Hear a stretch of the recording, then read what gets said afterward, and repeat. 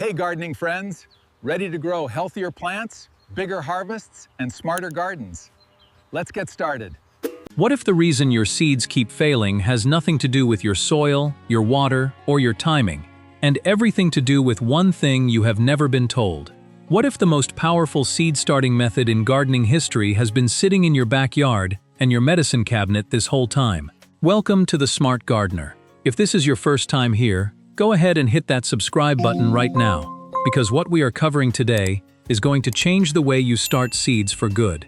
Here is the truth that most gardeners learn the hard way.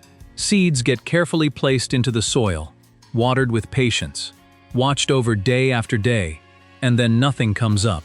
Or worse, tiny seedlings push through, only to collapse overnight from some invisible disease hiding in the ground. It is heartbreaking, and it is completely avoidable. Today, we are going over a simple 3-part soaking method using 3 ordinary things most people already have at home. This combination can produce root growth up to 3 times faster and harvests up to 5 times larger. No expensive chemicals, no trip to a specialty store. Just 3 ingredients that nature and your medicine cabinet have been offering for free all along. And stay with us until the very end, because the final step, the one that wakes a sleeping seed up in under 24 hours, is the one almost nobody talks about. Here is something that sounds almost impossible. Snap a branch off a willow tree, toss it into a muddy puddle, and walk away. Come back a few days later, and roots are already pushing out from that broken end. No one planted it. No one watered it. And yet, that branch is already becoming a new tree. That is not luck. That is chemistry. And once you understand what is happening inside that willow branch, you will never start seeds the same way again. Willow trees produce massive amounts of a natural rooting hormone called indole 3-butyric acid, or IBA for short. It is the exact same compound that commercial nurseries package and sell for $8 to $15 a bottle. The willow tree has been making it for free for millions of years. Here is how to pull it out yourself. Collect 10 to 15 young green or yellow willow branches in early spring, when buds are just beginning to swell. That is when IBA concentration is at its peak. Cut them into 1-inch pieces, crush them lightly to crack open the bark, and expose the cambium layer underneath. Then place them in a jar with room temperature water at a ratio of 4 parts water to 1 part willow material. Let it steep for 48 to 72 hours. Never use boiling water. Heat destroys the hormone. When the water turns a warm golden brown, like strong tea, your willow water is ready. If you live in the northern states, look for Salix alba, the white willow, which handles cold winters across zones 4 through 9. In the south, Salix babylonica thrives in warmer climates.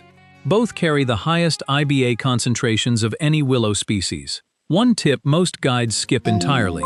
You can freeze willow water in batches and use it all year long. No need to wait for spring every time. Here is what makes willow water better than anything sold in a bottle. Commercial rooting hormones contain only IBA.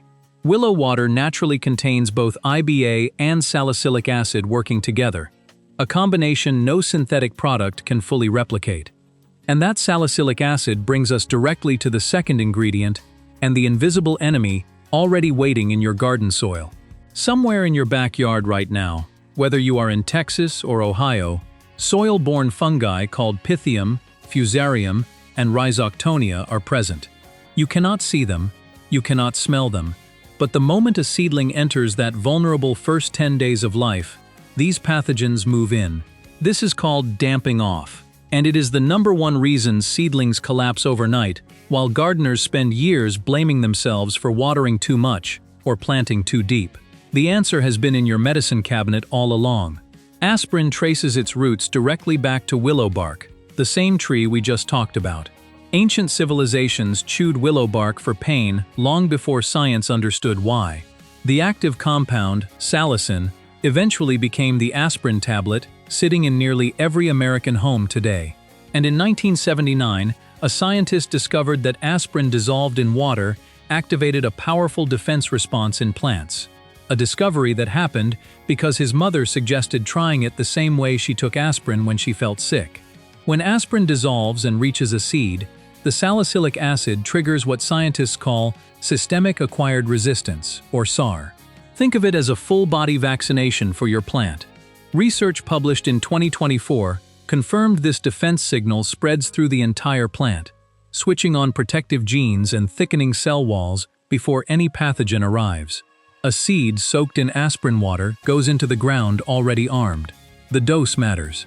Use exactly one standard 325 mg uncoated aspirin tablet per gallon of willow water. Uncoated only. Enteric-coated aspirin will not dissolve properly. And more is not better. More than one tablet can burn your seeds entirely. 2 ingredients down, 1 more to go. And the third one is the most surprising of all. Here is something that changes the way you think about every seed you have ever planted. Every single seed sitting on your potting bench right now is alive. It has everything it needs to grow. But it is locked in a deep biochemical sleep, held there by a hormone called abscisic acid, or ABA. As long as ABA is in control, that seed is not going anywhere. This is why you plant a whole row and only half of them come up. The ones that did not sprout are not dead. They are just sleeping. And no amount of water or sunshine can force them awake if the internal chemistry is not ready. So what flips that switch? It is sitting in your bathroom right now. The brown bottle. Enzyme. Standard 3% hydrogen peroxide. When a diluted solution penetrates the seed coat, it breaks down ABA and triggers the production of gibberellic acid, the hormone of germination. It also softens the endosperm, the hard inner layer surrounding the embryo. This matters especially for tomatoes, peppers, and squash, all 3 of which have particularly tough endosperm layers that slow germination even when every other condition is perfect. The research backs this up. In controlled studies, germination rates peaked at 94.67% at a concentration of 0.6% hydrogen peroxide, then began dropping the moment that concentration went any higher. Precision is everything here. Use 1 to 2 tablespoons of standard 3% hydrogen peroxide per gallon of water. Never use the 35% food-grade version. That concentration kills seeds on contact. Now it is time to bring all 3 ingredients together. Step 1. Your willow water has already steeped for 48 to 72 hours. Step 2. Drop 1 standard 325 mg uncoated aspirin tablet into that gallon and stir gently until fully dissolved. Step 3. Add 1 to 2 tablespoons of 3% hydrogen peroxide and give it 1 more gentle stir. Step 4. Place your seeds into the solution and soak for 12 to 24 hours. One detail most guides completely miss. Soaking time is not the same for every seed. Large, thick-coated seeds like squash, cucumbers, and beans need the full 24 hours. Smaller, thin-coated seeds like tomatoes and lettuce need only 12. Soaking small seeds too long can flood the embryo and cause the very damage you are trying to prevent. During that overnight soak, 3 things are happening at once. Hydrogen peroxide penetrates first, breaking dormancy and clearing a path for the first root. As that root tip begins to push out, IBA from the willow water surrounds it immediately, signaling root cells to divide fast and build strong. And the salicylic acid from the aspirin is already inside the plant cells, activating the immune system before the seed ever touches the soil. 3 ingredients, 1 night, working together in a way no single ingredient could ever accomplish alone. Now here is the part that every other gardening guide leaves out completely. And honestly, this might be the most important thing we share with you today. Getting your seeds to germinate beautifully is only the beginning of the story. What happens in the weeks after germination determines whether all that effort actually turns into a real harvest. Let us start with timing, because planting at the wrong time is one of the most common reasons even well-prepared seeds never reach their potential. If you garden in the South, in states like Texas, Florida, or Georgia, you want to start your seeds indoors somewhere between mid and late January. If you are in the Mid-Atlantic region, places like Maryland, Virginia, or Pennsylvania, mid to late February is your window. Gardeners in New England and the Midwest, think Massachusetts, Illinois, and Indiana, should aim for early to mid-March. And if you are up in the upper Midwest or Mountain West, states like Minnesota or Colorado, mid to late March is when you want to get started indoors. The moment your first seedling pushes through, the clock starts. Within the first 24 hours after germination, move those seedlings under strong light immediately. If you are growing indoors, position a grow light just 2 to 3 inches above the tops of the seedlings. This single step prevents the weak, leggy stretching that ruins so many young plants before they ever get outside. Then comes the step that most gardeners skip entirely, and it costs them every single time. Before any seedling goes into your garden bed, it needs to be hardened off.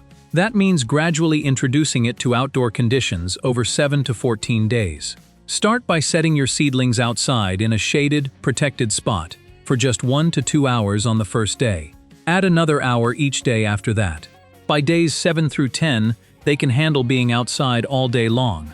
On the final day before transplanting, leave them out overnight so they experience real outdoor temperatures for the first time.